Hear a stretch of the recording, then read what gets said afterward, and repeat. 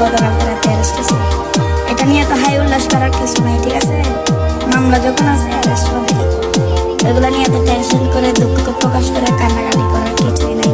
আপনারা যারা ভাবতেছেন আমার জামাই অ্যারেস্ট হয়েছে আর কোনোদিন বের হবে না, ওদের জন্য এক বালতি সমবেদনা না, আমরা কারি কারি বান্ডিল বান্ডিল টাকা ছেড়ে আমার জামাইকে নিয়ে আসবো।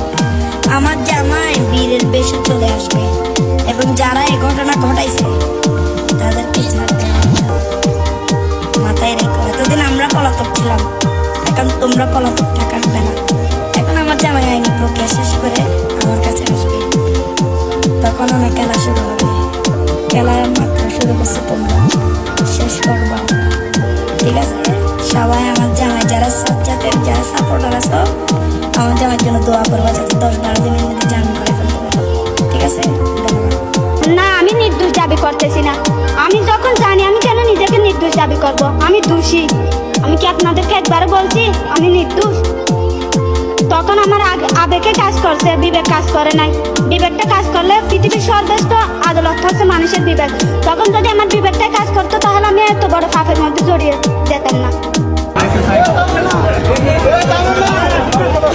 আপনারা যারা আমাকে নিয়ে মিথ্যা অপপ্রচার, মিথ্যা লাইভ করতেছেন, স্ট্যাটাস দিচ্ছেন, আমি সবকিছুর ভিডিও রেকর্ড করে আমি সাইবার ক্রাইমের মামলা করছি, ঠিক আছে? আমি ভালোবেসে সাজাদকে বিয়ে করছি এবং আপনারা কে কার সাথে এন্ট্রি সেটা আমার দেখার বিষয় না। এখন আপনারা, আমি চাকরি করছি বিদেশে, অবশ্যই আমি চাকরি করছি ভাই। আমার স্বামীর জন্য যদি আমার ভিক্ষা করতে হয় আমি তাও করব।